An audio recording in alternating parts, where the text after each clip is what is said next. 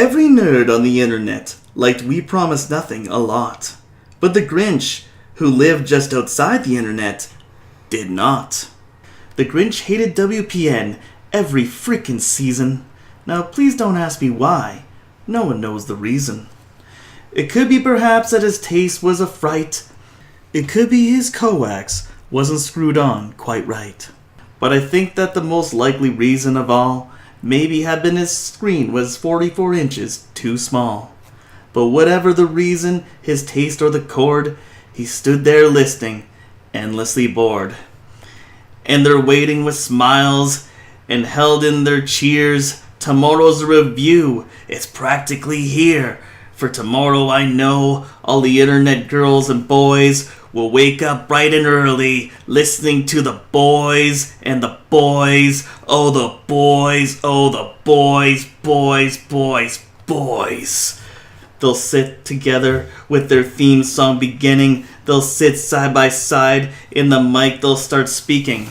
Why, for many seasons I put up with it now. I must stop this from airing. But how? I know just what to do. The Grinch laughed in his throat. Ha! I'll make a quick repair, man. Hat and coat. This is step number 1, the old Grinchy claws hissed. And he climbed up the ladder with a wrench in his fist.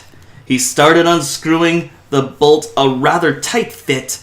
But if Eastlink could do it, so can the Grinch. Where the connections hung nice in a row, their internet connection was the first to go. Poo-poo to the boys, he said, grinchily humming. They're finding out now no internet was working. They're just waking up, I know what they'll do. They'll go to their screen to go on YouTube. Their mouths will hang open for a moment or two. Then the boys down at WPN will cry a boo-hoo. That's a noise, grinned the Grinch, that I really must hear. He paused. The Grinch put his hand to his ear. And he did hear a sound rising over the snow. It started in low, but started to grow. But the sound wasn't sad. Why, the sound sounded glad. Hey, this is JPar, he said till one and all was speaking without any internet at all. He hadn't stopped them from recording. So lame. Somehow or other, they spoke just the same. Then the Grinch thought of something he hadn't before. Maybe WPN means a little bit more. Maybe WPN, he thought, was a project of passion. Maybe WPN was more like a mission. And what happened then? Well, on the internet they say the Grinch's taste improved greatly that day. And then the meeting at WPN came through, and he found the strength of 5 coffees, plus 2. With a smile in his soul, he sped down the street, clearly screaming, "Woohoo! This is neat!" He rehooked the cables and staples and screws, brought back the internet, and looked quite amused. He brought the Wi-Fi back, just ask him, he'll boast. But he himself requested to host.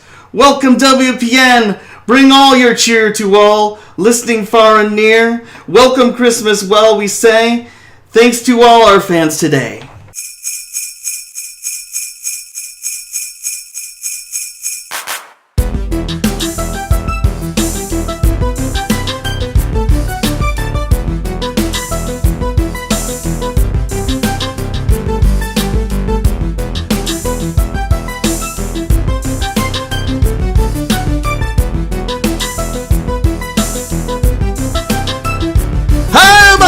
This is JPar, and you are listening to the We Promise Nothing show. Today on the show, we have Clayton, we have Kathy, we have Taboo.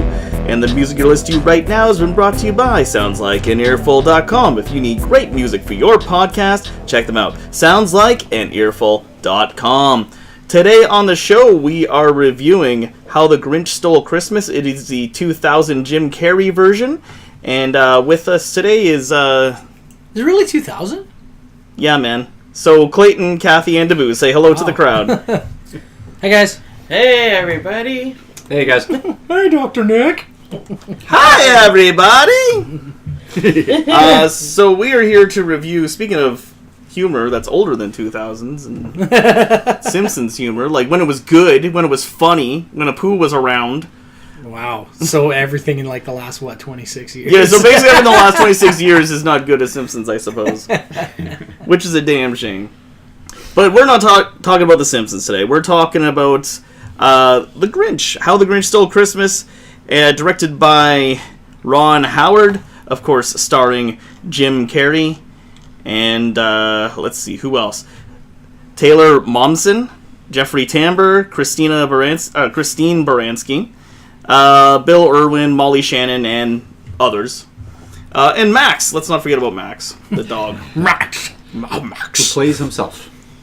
Kelly is apparently the name of the dog. Oh, I screwed that up. Lies, lies. It's a great start. The lies.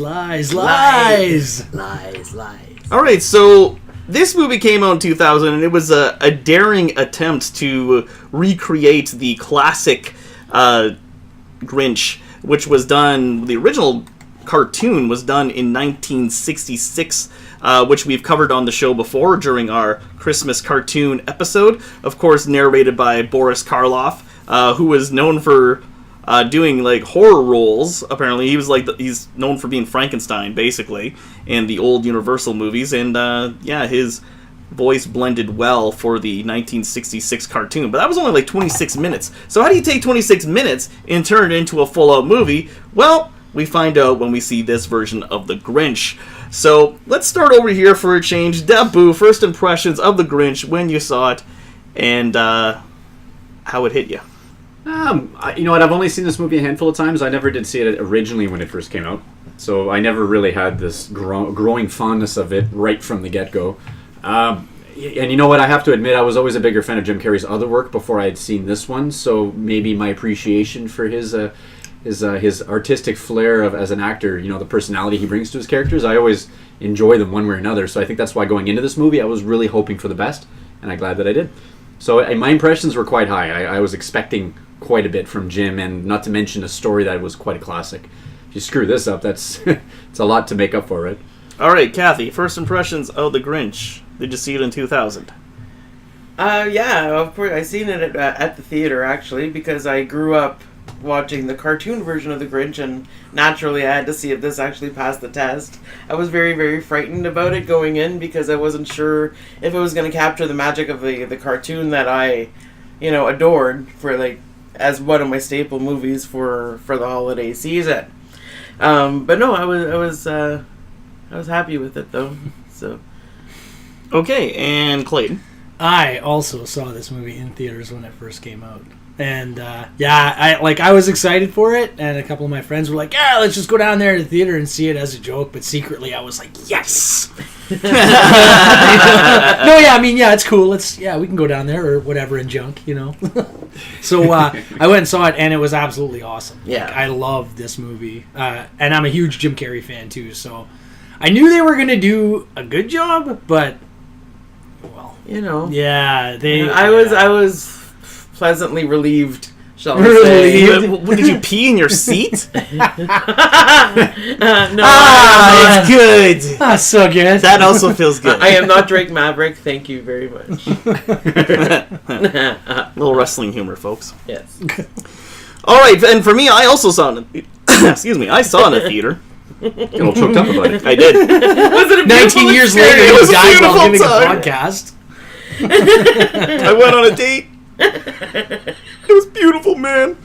So I saw it in 2000, and I had high I was curious. I was mostly curious to see how they're going to take this cartoon with all these creatures and make it into, how are they going to make a Dr. Seuss cartoon into a movie? That boggled my mind. How do you take this weird Seuss world that exists and turn it into live action? To me, it didn't even seem like it was possible, but somehow with Ron Howard's magic and Jim Carrey's cartoony face and ability to wave his arms in such a way, it really made it work, and I was actually really happy when I came out of the theater. I know other people during that time, they hated it, and I was like, You went to go see a live-action Grinch with Jim Carrey in it. What did you expect? What were you thinking it was going to be? Because for me, it gave me everything I wanted, because I wanted everything in the cartoon to be covered, which they pretty much did. And plus, they gave us a little bit more, which is like background story to the Grinch, and even Cindy Lou a little bit as well. Yeah. And her connection to the Grinch. So that was, so I thought they did it very well, and Ron Howard did a great job capturing the magic of Christmas and the Grinch, or at least in my opinion. Or I wouldn't be saying if it wasn't my opinion, right? So, so that's my 2 cents. Take it or leave it. If you don't like it, leave a comment below. If you like it, leave a comment below. If you don't leave a comment below, then leave a comment below. Alright, so let's get into the ratings, and how we do it here, folks, is we break it down to a 5-star rating. We're not going to get into it too much, because we are going to save a little bit for our best and the worst, which is later on the show, and that's where we're going to let you know how we really feel about this movie. So starting on this side again, Dabu, what's your rating out of 5? Well, the more I think of it, again, because I had only seen this recently, I'd say over the last few years. Yesterday was my first... this morning. We just literally had a fresh reimagining of this movie, and I think when I'd seen this, I didn't know, again, what to expect. I'm going to give it a 4, though, only because it actually hit all the right nails. For me, the comedy was just perfect. It was very much based upon, I think, Jim Carrey's performance that I was relying on. I think all of the surplus actors, some of them were secondary characters, but they really lended to the personality of the movie, because if it was just simply Grinch, there'd be no story to tell, right? It's also all the other characters feeding off of what the Grinch did to them is just as much as important to the story, right? So I really didn't care much for the whole telling of what Christmas was all about. I get that. I don't need to be told that, but I guess apparently they thought we did. The Grinch was the character I wanted to see unfold in the form of a live-action version, right? Because you said it yourself, Jay, it was a cartoon that had to be made into a live-action movie, and there could be some gripes. There's some things that sometimes don't translate well into a live-action movie, and that's maybe my worry going into this at the beginning. But I am glad that Jim Carrey had a character that is like his personality really shines through his performance, and that's exactly what I wanted to get out of it. I didn't want another copy of the cartoon character. I wanted to see Jim's spin on it. And I'm actually happy to hear that Ron Howard was involved in this. It wasn't until recently that I was told that Ron was part of the production of it. So it makes sense. I could see his touch of work in it easily, right down to the music and the score used, and everything else. So I'm glad. I knew right away Ron Howard was in charge of this, and then even I felt like I was the only person in my group of people who got that joke of when Grinch put on the hat and he was directing, all right, Max, it's like, oh, you deny your own nose because it represents commercialism, and he's got the hat, he prints cut, it's a wrap, it's like, yeah, he's got the hat on, that's the key right there, that's what Ron Howard was known for wearing at that time, right? I think he still does. Doesn't he wear like the ball cap kind of? Probably. That's kind of like his... I don't know. His trademark image. It was kind of like his signature. Yeah, I saw like a masterclass internet thing that he was doing where he had the hat and he's like, "All right, you can learn how to be a director like me." And he's got the hat on. I didn't think of that scene, but I just found out. Like, I was today years old when I found out that Ron Howard directed this movie. Oh, there you go. Because I didn't know until you just said it when the review started. So. And just to give you an idea how old this movie is, Taylor Momsen, which is the girl who plays Cindy Lou Who, is all grown up now, and she's the lead singer of Pretty Reckless. Which is a band nobody's heard of. People have heard. Yeah, it's actually, like, her songs are actually really decent. Oh. I was impressed. Like, they're slightly dark. Well, there she is right there, Clayton. Her singing was pretty good on that one. I encourage everyone to look her up, just to see how much she's grown. Cindy Lou Woohoo. Yeah. So you're saying, what was the rating you gave it? I gave it a 4. It was a good solid 4, because I have a feeling you guys are probably giving it a higher rating. I don't know, but I just felt like it is a Christmas movie. It does have all the right messages to be said. It had the great performance, the great score, Ron's touch on the movie. So yeah, good 4. And Kathy, rating out of 5. Well, I give it 5 stars. 5 stars. 5 stars for this movie. Wow. That's wow. Well, actually, wow. Yeah. Well, it is. I think it stayed true enough to the cartoon that I loved. Jim Carrey, I don't think it would have worked with anybody else. Steve Buscemi. Well, maybe, but no. But I think, but you know what? I think with Jim's like body movement and his the way he holds himself, everything, he just made it perfect. Even his gangly teeth, you know what I mean? That's very Whovillian, if you will. No, he did a really, really good job with it. I think that what they added didn't take away from the cartoon or the story or anything. It actually added to it. It felt part of it from the beginning. I really thought that I would miss Boris Karloff, which I did, but it wasn't as impactful as I thought it was going to be. So, all in all, I was left really pleasantly happy with the results of this movie. So, yes, 5 stars. In case you didn't catch it the first time. Or the second or third time. Yeah, exactly. I was going to go 5, but then I started saying, okay, I'm tired of doing this now. She got halfway there and she's like, I give up. I'm done. All right, and Clay. Humbug. I'm going to give it... I got to give it a 4. Because, when I went and saw it in the theaters, I had a big grin on my face after I walked out. Because, like you said, like the music, and then Anthony Hopkins doing the narration, Jim Carrey's performance is spot on, and how they fleshed out the story to the point where where the Grinch was a little kid. You know what I mean? Yeah. They gave you the whole story. They really filled the story out in all the right places. They hit all the story points from the original You find out cartoon. why he doesn't like Christmas. Yeah, and then the supporting characters. Like, I love Christine Baranski, and I love Jeffrey Tambor. Like... Christine Baranski plays the ultimate bitch neighbor who's just trying to one-up you. You know what I mean? Like, she plays that role really well. Like, she was in Cruel Intentions with Sarah Michelle Gellar, and was it Ryan Felipe way back? I'm Plus, totally she's a cougar. dating myself. Yeah, she is. She used to be on a show called Sybil with Sybil Shepherd too. Yeah. She was Sybil's best friend and kind of bitch neighbor. Oh, yeah. She plays that role. I do remember that. Yeah. Plays that role really, really well, though. And then to see it taken to, like, caricature-like levels when she's a Who. Yeah. In Whoville.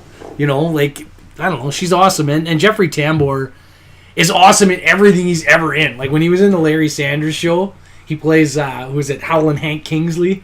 Or Larry's handler there. And then, he's in, what is it, Something About Mary? As Matt,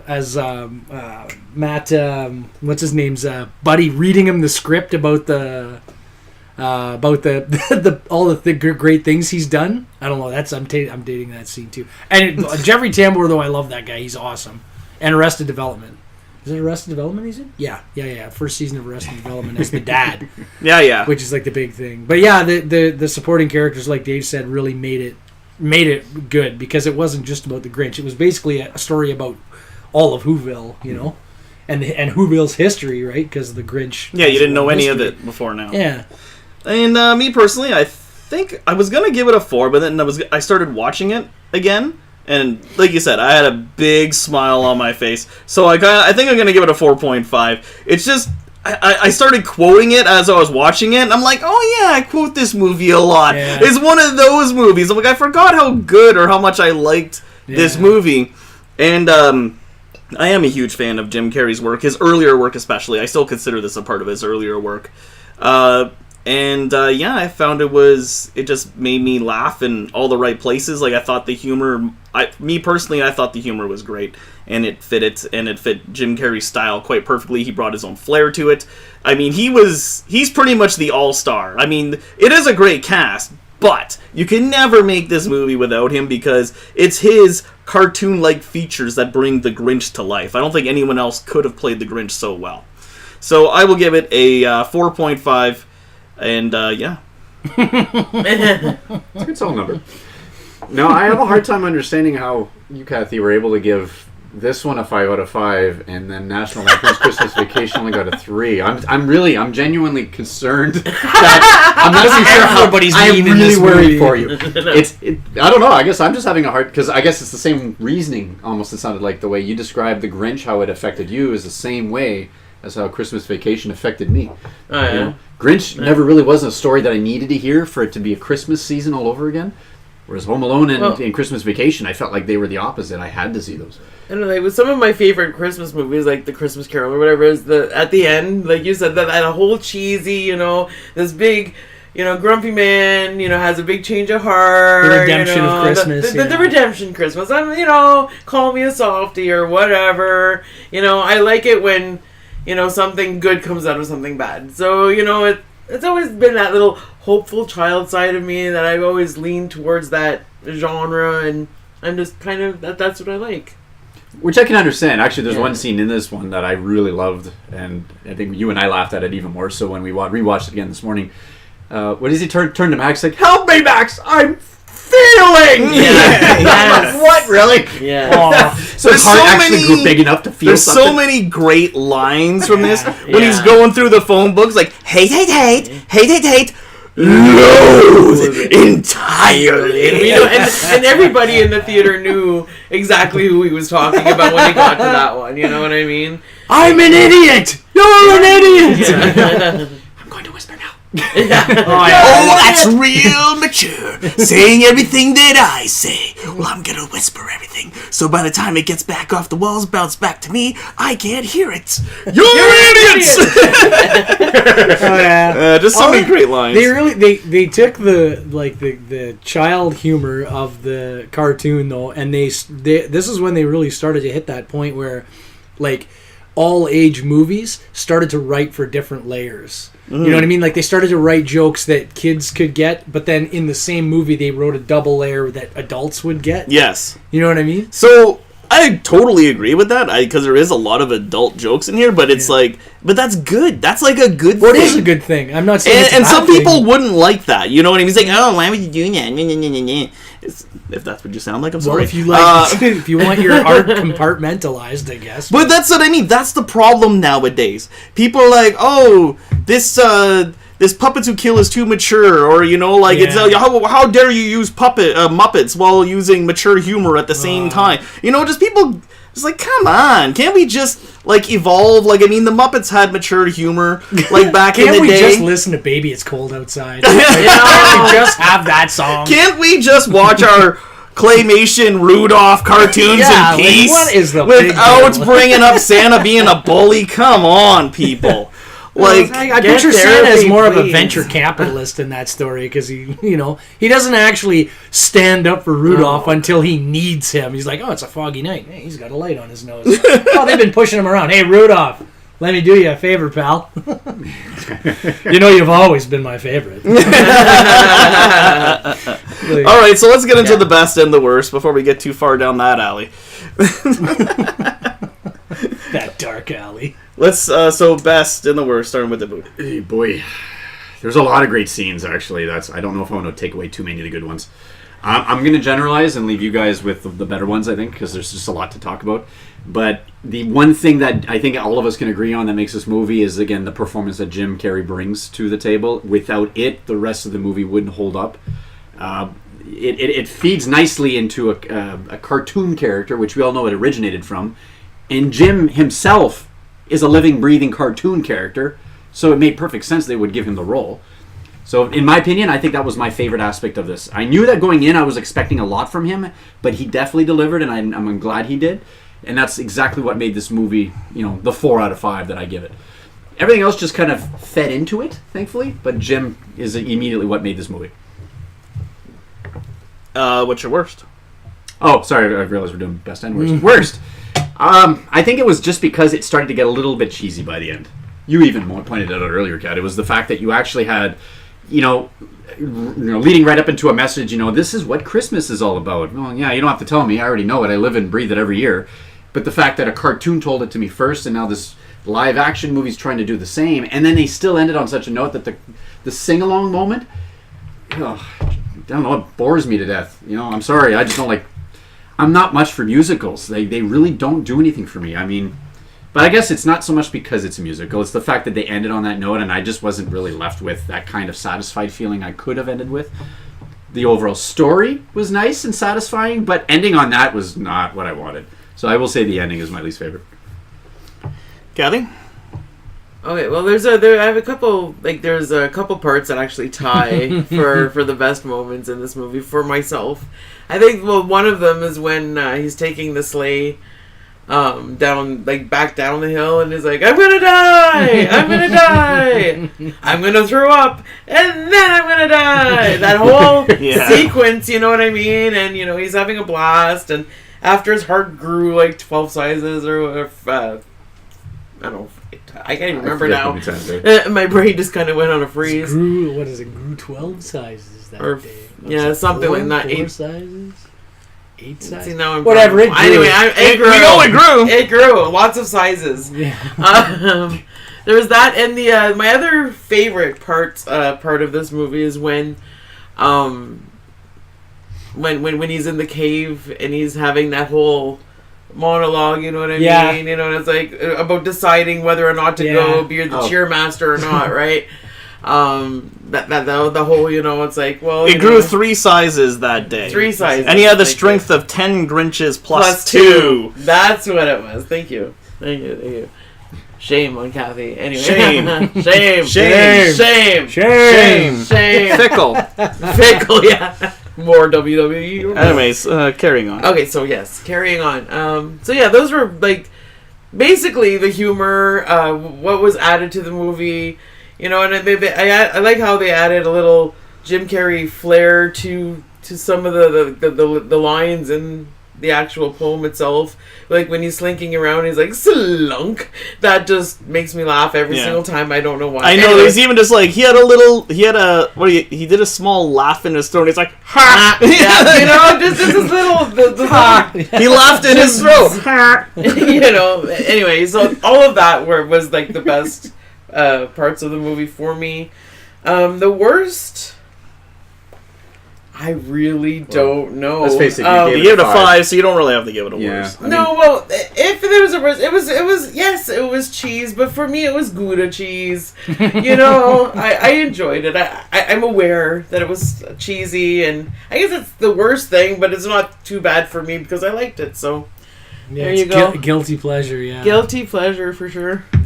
Yeah, my favorite part has got to be that whole monologue thing too. Anytime when he's alone with Max in the cave. Oh, yes. Just the whole, like, when he's like, and the Grinch's heart was down a size and a half or whatever, and he's like, and this time, I'll keep it up. Like, that kind of humor, and like you said, he laughed in his throat, like that, all of that kind of stuff just really, they took the devious underhandedness of the Grinch from the cartoon, and Carrie just made him like, you know, like ordering pizzas for people who didn't order them over the phone. You know what I mean? Like, throwing that kind of throwing jury duty and everybody's jury duty. Hate mail, pig slip, eviction notice, jury duty. Yeah, like just being as devious and as childish as he possibly could. But under all of it, it's just because he was hurt because the Who's actually stuck their foot out first, and screwed him over. Yes, so he was justified. Yeah. But that lets you believe that everything in Whoville, which is, I mean, situated inside the heart of a snowflake, you know, like. So I do have a question though. Their babies come by stork, right? Via stork, and that's how the Grinch showed up there. Because he bumped into the. Yeah, because he was thrown off course and he ended up being sent to Whoville. So was that basket supposed to land on the two biddies' front door? Like, why would they be having a kid? Because another Whoville gets their Who child, and he says, it looks like your boss. So does it matter who you have sex with and what your kid looks like? Like, is that the thing? I don't think that if you live in the heart of a snowflake, genetics plays much of a factor in anything. Yeah. Well, it just raises a few questions. It raises the question I always thought was, man, like, what snowflake was he supposed to end up on, and what goes on in Grinchville? That's what I want to know. Where's Grinchville? Where's Grinchville? And what happened to that Who? Is that Who? Like, how the Who saved Christmas on another snowflake? You know what I mean? Does the Who steal Halloween in another world? From the Grinches? And are they inherently evil? Like, are the other Grinches, like, is that Grinch snowflake? Is that like a acid Is it because he was treated so shitty? Yeah, or is it because all Grinches are shitty? Because he was a good kid. He was actually nice. I don't know. Other than when he did. Santa. Yeah, well, he kind of did chuckle when the other baby was knocked off course. So yeah, but he's never really evil. I mean, let's face it. If the Grinch is the worst thing that ever happened to Whoville, then they're doing okay. I mean, yeah, he come down once a year and did one crime once a year. And I mean, let's face it. By March, that snowflake is melting anyways. They're all dead. Like, they're all dead. It's Whomageddon. They're done. Are you sure? Oh, the humanity! Are you sure that flake would survive till spring? Because in my opinion, that thing would probably melt the second it hit the ground anyway. Yeah, like how Or much, anyone's shoulder, you know. how much time? Like, right? Some kid on his catching snowflakes on his tongue. Ah! You hear all this. There goes this whole Whoville. Well, All the It Who could, screamed. yeah, It was it as if like a great in many Antarctica. voices cried out. He'll stop. Shades of Alderaan. Maybe that's why Horton heard the Who. They're all Oh, screaming. okay. Yeah, okay. Horton heard of Whomageddon. All right, so you said that. So your favorite was all of Jim Carrey's little additions to the character. Yeah, just Jim Carrey like really filled out because I can't think of the Grinch now without thinking about Jim Carrey. I can think about the old Grinch, but when I think about like the Grinch as a complete character, as a jerk and a guy I'd like to hang out with, Okay. I think about the Jim Carrey. He's gonna steal Grinch, your right? Christmas from you. That's cool. That's cool. I can live with that. That's I've the had price. several. It's all right. If you that's know? the price I gotta pay, I mean, I don't live on a snowflake. What's the big deal? There's worse things in this world. But I don't know. The worst part? I don't know. I never really thought about the worst part for that movie because it was so guilt-free for me to watch it. You know what I mean? I like Jim Carrey. Except that you had to lie about wanting to see it. Well, it wasn't really. So is it guilt-free? I didn't. I had a hard time hiding it by the end. I mean, you're talking to the guy who went and saw, what was it, Avengers, and stood up and clapped in the theater at the And end. you're like, oh, everyone's clapping. Oh, it's me. oh, wait a minute, it's just me. I have no shame. Like, so by the end of the movie, yeah. Like, I'm the guy who laughs at decapitations in Yeah, movies. you and I are bad for that. We'll go into a horror movie, and then while And then everyone we'll else laugh at gets it. quiet, Everyone's like, ah! And we're like, oh, that's the funniest shit I ever saw. Yeah. Human centipede. Oh, Took a God. dump in his mouth.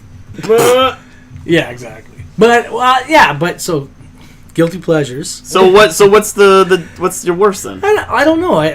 It's hard. It's really hard to say because I know You didn't I give only it a gave 5. I didn't give it a 5. You're right. And actually, if there's one thing that I don't care for all that much, it was actually Cindy Lou Who. Okay. Like, so she- the actress? No, she's okay. I mean, especially now, like she's okay. But Okay. but just her character, like I understand that they needed her there, but I didn't. I was there, like Dave said. I was there for the Grinch. I didn't need all the saccharine, good feeling Cindy Lou Who, like. So Cindy Lou Who was a little too sugary for you. Yeah, like man, like cavities no in more my than teeth. 2. Oh yeah, well whatever. She was a 2 Who. Oh, she can't be 2 in that movie. No. No, she's not. But I don't know. Just all of that. Is she Just 2 in the happy. original? Basically, Yeah. She was no more than happiness. 2. Okay. Just that basic happiness, like Yeah. I don't know. It just you're Right, watching she's the too Grinch. naive? And Is that you're what it watching is? the Grinch, and you're like, ha ha ha! This is so funny. I love Jim Carrey's Grinch. Ha ha ha! And then it gets to the Who's, and she's like, "Where's Christmas?" I'm like, I don't care. Get back to the Grinch. Yeah. I want to see the asshole. Like, well, not like look at it. I mean, I want to see him be a dick. There's lots of pictures of assholes on the internet if you want to look at assholes, Clayton.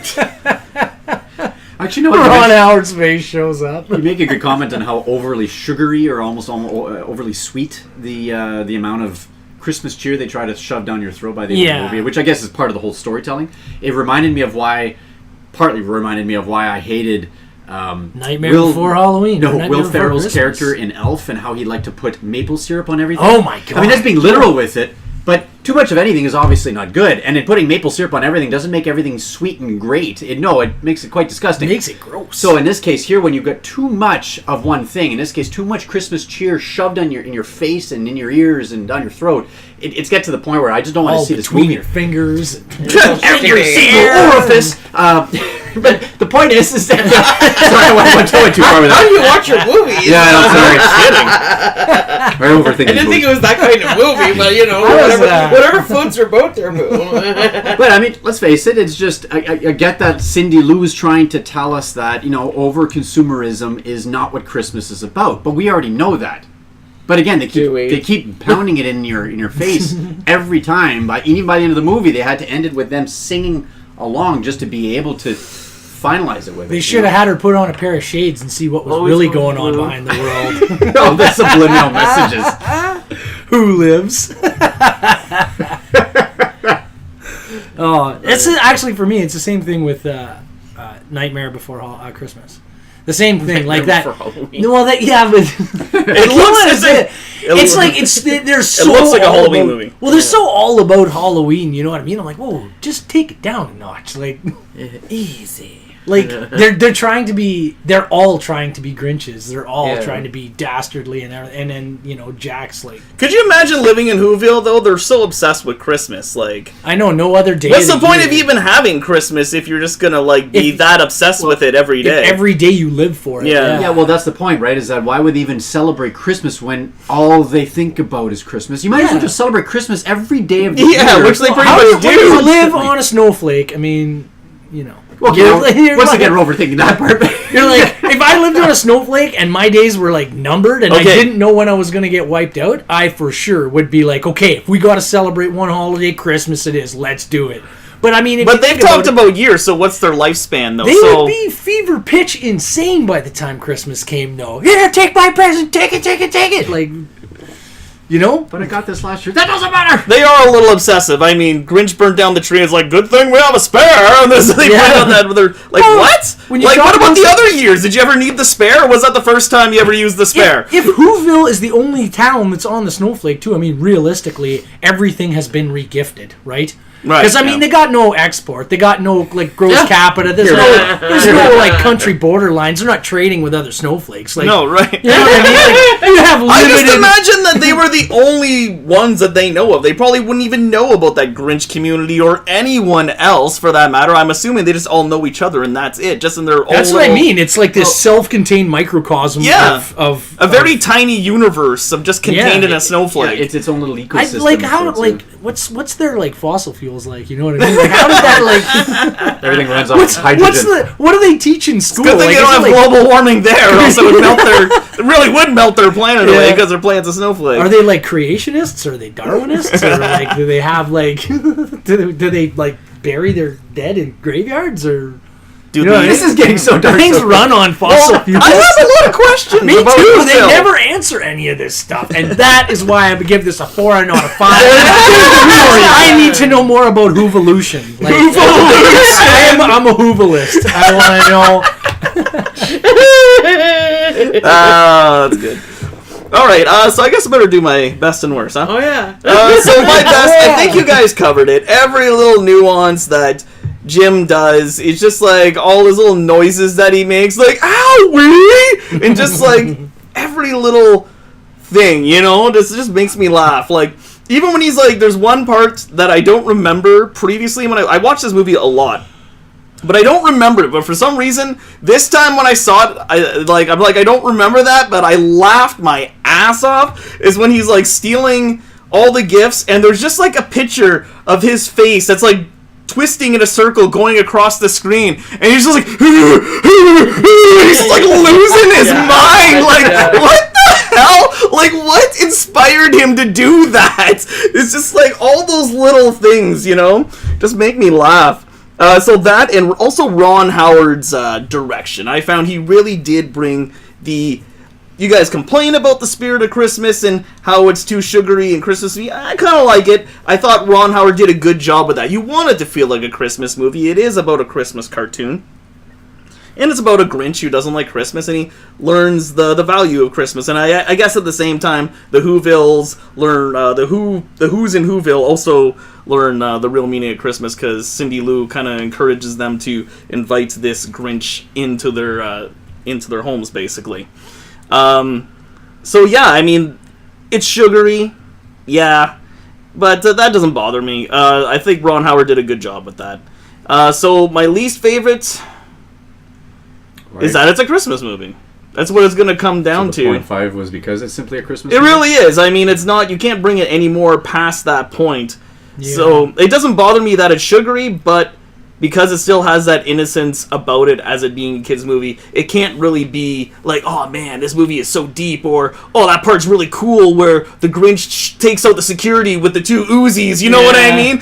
None of those scenes actually, the scenes that I like to see in movies. There's a part where the Grinch rides in with his blade and he lops the orc's head off, there's no scene like that. So that's why it's not a 5. Grinch existentialism. See, this just reminds me of our conversation we had the other day about whether or not Die Hard was a Christmas movie, because I mean, I'm not going to get into that debate, but it's the fact that it's a great movie in some other ways, but it involved Christmas, so it makes itself partly a Christmas movie. It's not a debate though, but it's not purely a Christmas. Because it's not. That's why I'm not debating it.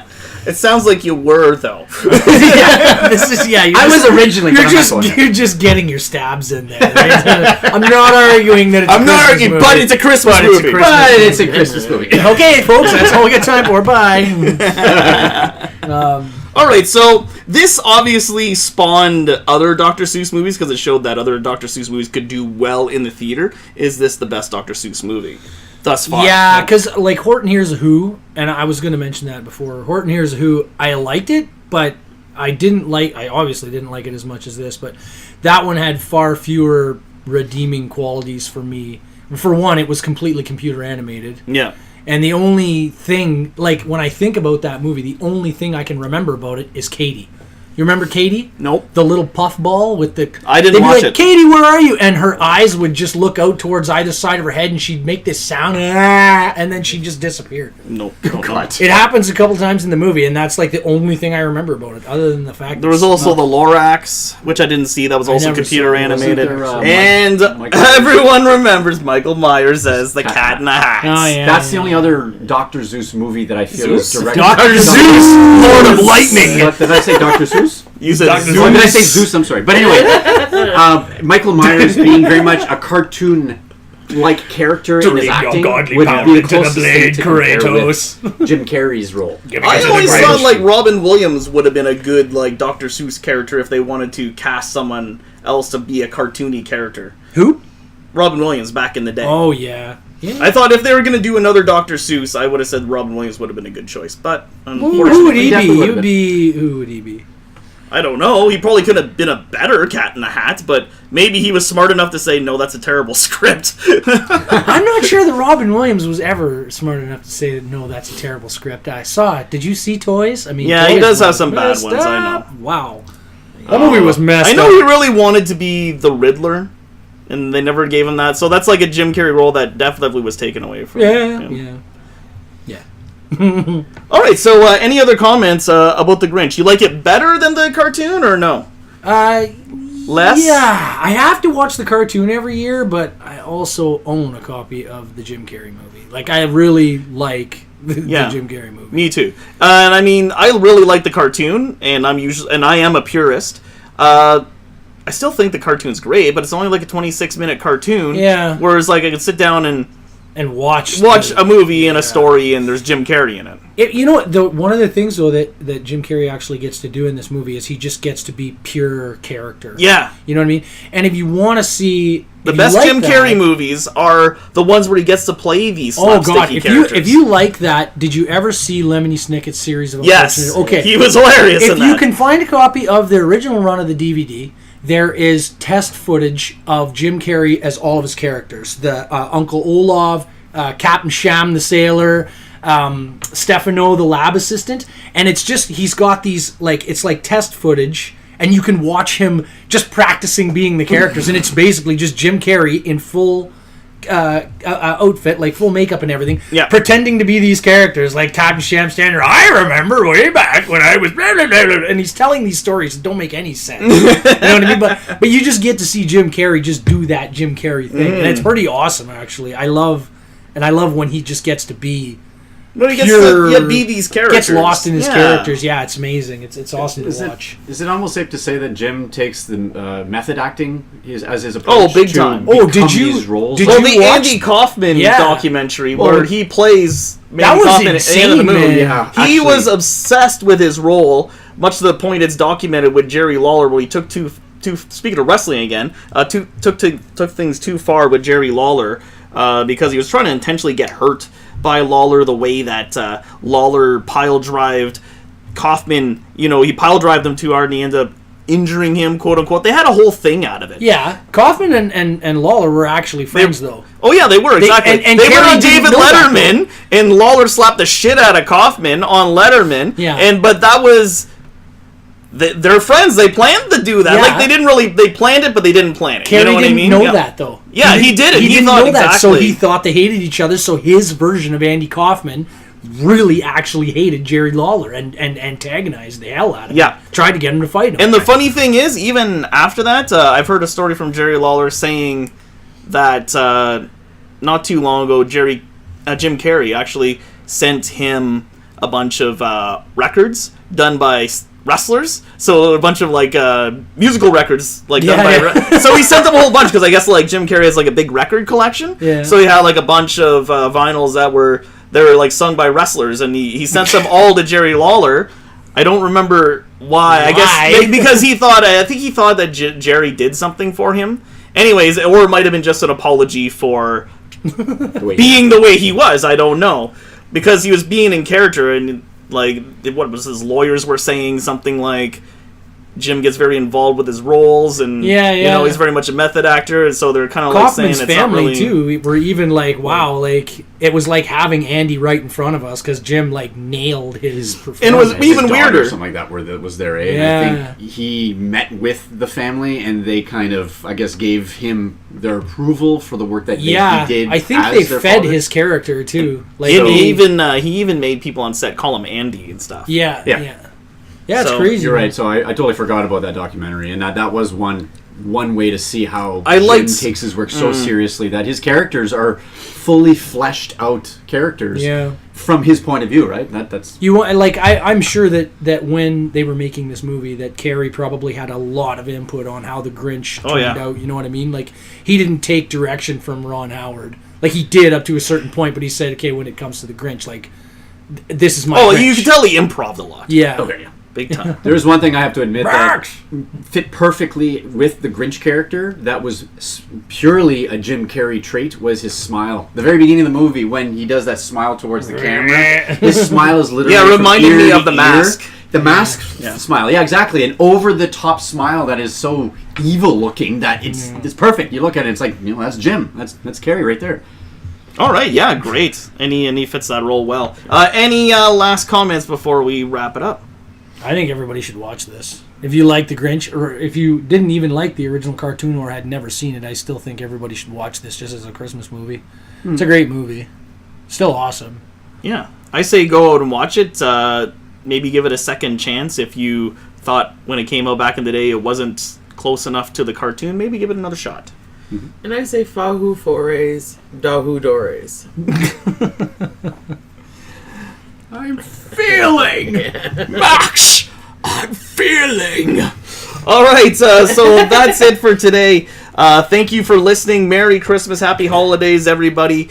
And give us a big old like on Facebook. We like when you do that. Follow us on Twitter. We promise nothing. Drop the G. You can always follow the conversation there. And don't forget to check us out on Late Night Ticket on Eastlink. If you're in Canada and you subscribe to Eastlink, we're also on demand. And make sure you subscribe, leave a comment below, and like this video. And until next time, this is JPar and the WPN crew signing out. And we promise nothing. Good